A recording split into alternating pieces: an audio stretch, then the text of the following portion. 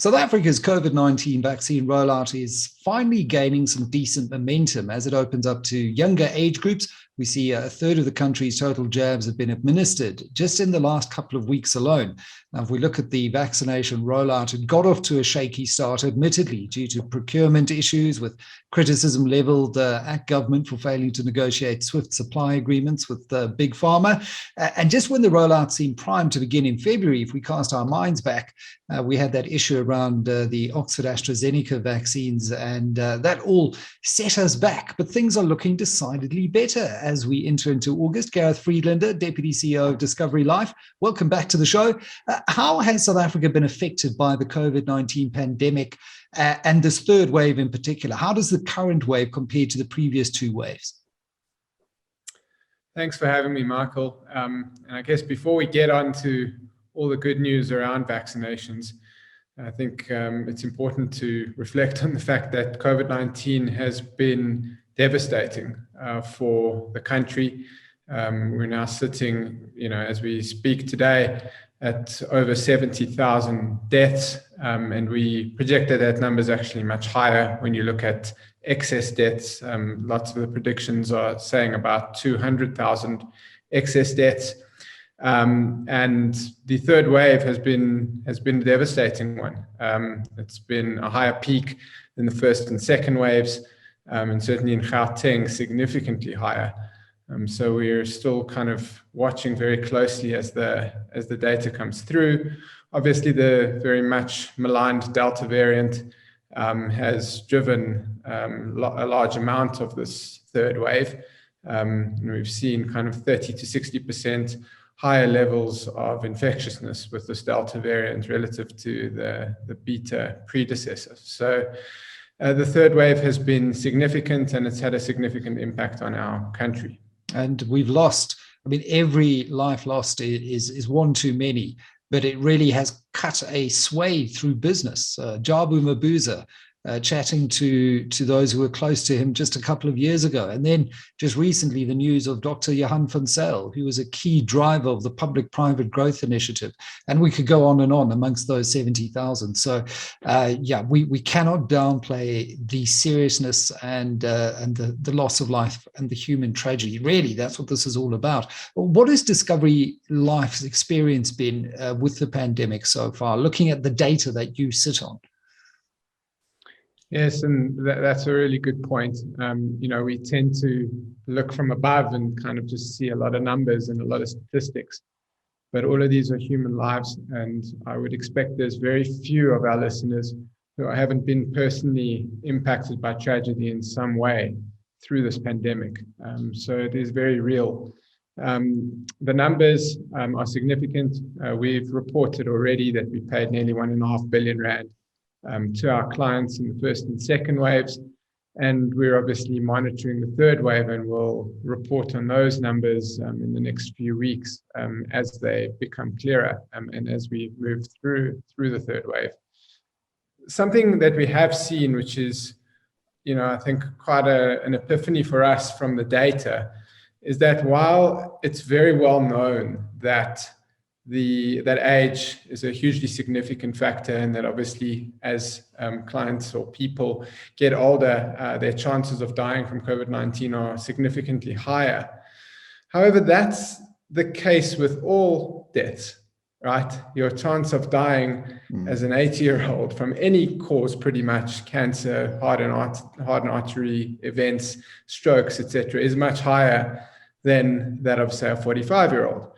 So the epiphany for us has been that, in relative terms, the increased mortality from a COVID infection is actually higher in the middle ages than it is in the older ages, which is quite interesting and perhaps not something that people get. The increase in your chance of dying relative to your kind of base mortality is higher for a 45-year-old than an 80-year-old in relative terms.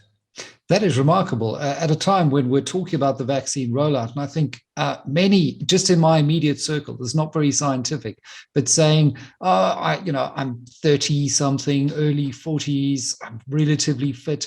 I might just wait. I might just hang back and, wait for those early movers to get the vaccine first, because, I'm not at very high risk. I think the data turns that completely upside down. So important to understand that. And I think an incredible insight to emerge from the data. But let's talk about the vaccine. I mean, how does it affect an individual's risk to an insurer? If we're to talk about a vaccinated individual versus an unvaccinated individual. So this is the good news, and kind of the light at the end of a dark tunnel, is that the vaccination progress is really encouraging, as you've already mentioned. And we are starting to vaccinate people at a significantly faster rate and getting through the population quite quickly now. The outcomes globally have been incredibly encouraging. We've seen from the global studies about a 95 or 96% reduction in hospitalization probability after being fully vaccinated. So it really removes the majority of the COVID risk, which is that's great news. Something else that we've started to see already in our data is that the probability of being infected comes down quite a lot as well. So we've seen a 47% reduction in that probability of becoming infected with COVID-19 at least 3 weeks after the first jab. So it's twofold, your protection. There's a lower probability of being infected yourself and, by extension, infecting someone else. And then once infected, a 96% reduction in your probability of being hospitalized and therefore of death. Really, really encouraging numbers. And I think we've all become somewhat armchair epidemiologists through the pandemic. We're all familiar with the R0, and the ability of a virus to spread. And those numbers point directly to the ability for us to slow down the spread if you're increasing your protection and lowering your risk of transmission. Then we can finally start to get that R0 number all the way well down below 1 and turn this from a pandemic into an epidemic. And that's largely what we want to see. When we look at your experience at Discovery Life with regards to clients getting vaccinated, are you seeing a big uptake? Is there a lot of hesitancy out there? What's your experience been? So we are seeing really good numbers now. Nearly 50% of our clients over the age of 60 have been vaccinated. Nearly or over 25% of the book, and it's increasing every single day. In our recent surveys, we've seen only an 8% vaccine hesitancy rate, which is also incredibly encouraging. So we're seeing those numbers come down, the vaccine resistance coming down, and I think as more and more data emerges, more of the population are becoming comfortable with the whole notion of getting vaccinated and its importance and its efficacy. And I think the timing is also an important issue here, because often if there is going to be a serious side effect to a particular vaccine, it's within a couple of days. And we've seen populations around the world reach significant numbers of population vaccinated with no serious side effects. And there were the stories about venous sinus thrombosis early on, and people were worried. I think 6 people out of 6 million. But your risk is really higher taking an oral contraceptive or flying. I've had this argument with so many of my friends who try and buy into some of the conspiracy or the big pharma conspiracy. I say, come on, guys, really think about this logically. Now, how does a policyholder getting vaccinated tie into Discovery's shared value model, which we discussed last time around? Yes, so the whole concept of vaccination fits beautifully on that shared value model, that chassis, for the very notion that it is a win-win scenario for all stakeholders. Getting vaccinated is obviously good for the individual. It reduces their mortality risk and their risk of becoming infected and having significantly adverse symptoms of COVID-19. It's very good for us as an insurer. It will improve our mortality experience significantly. And it's good for society. It's what we need to get the economy back up and running reduce the healthcare burden on hospitals. So every key stakeholder in the scenario is benefited, and that kind of creates this uplift and shared value to kind of share back. And we are really excited to speak about a new feature that we launched last week, whereby we have become the first insurer in the market to reward clients for being vaccinated. We've launched an offer whereby new clients who have been vaccinated or commit to being vaccinated will be given their maximum possible premium payback in their first year. In some cases, this can mean that clients receive 100% of their first year's premiums back just for being vaccinated.